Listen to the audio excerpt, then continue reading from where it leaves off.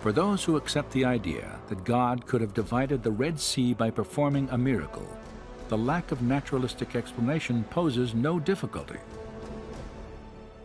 Scholars, however, have generally assumed that miracles are impossible because they violate the laws of nature. As a result, any document based on a miraculous event must be historically unreliable. This reasoning, though widespread, is not without opposition. C.S. Lewis believed that miracles are acts of God, and therefore entirely possible if there is a God to take action. If you assume that God doesn't exist, then miracles are impossible, of course. But if God does exist, then there's the possibility that miracles could have occurred. So when we're looking at the events in the Bible like this, we have to be objective when we come to the evidence. We have to look at the data and say, is it really clear enough that a miracle might have really occurred here?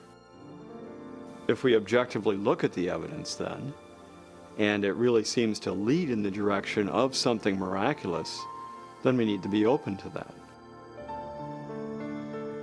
After more than a century of research, where does the body of available evidence for the Exodus now lead?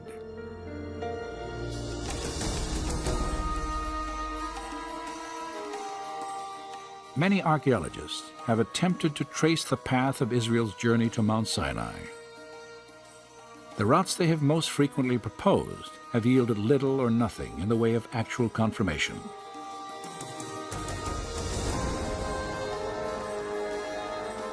Yet today, another theory for the Israelites' path, far different from traditional ideas, may provide a trail of direct evidence for both a miracle and the historical validity of the Exodus account.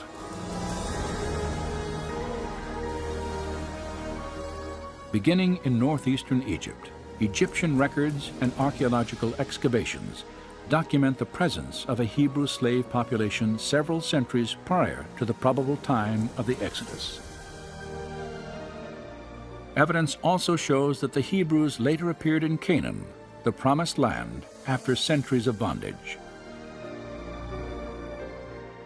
Historical documents and possibly archaeological evidence locate the Mountain of God in northwest Arabia, the site of biblical Midian.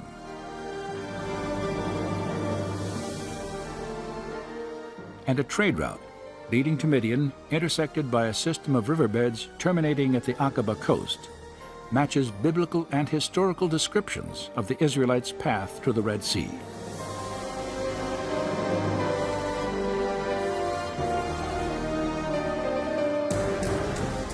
There, in the waters off Nuweiba Beach, structures resembling 18th dynasty chariot wheels lie embedded in coral on an elevated ridge that connects the Sinai and Arabian peninsulas.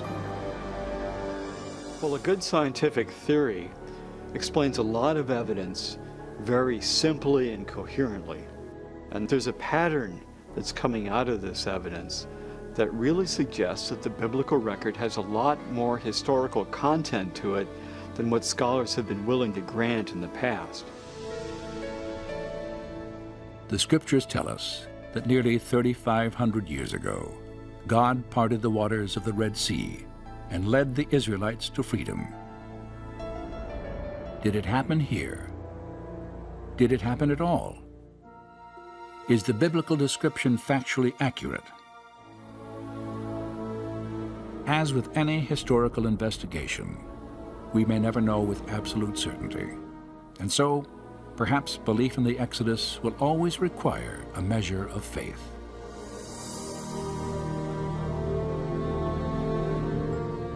But facts and faith need not conflict, as recent discoveries suggest. For history and archaeology have now uncovered compelling reasons to reconsider the extraordinary claims of the Exodus story.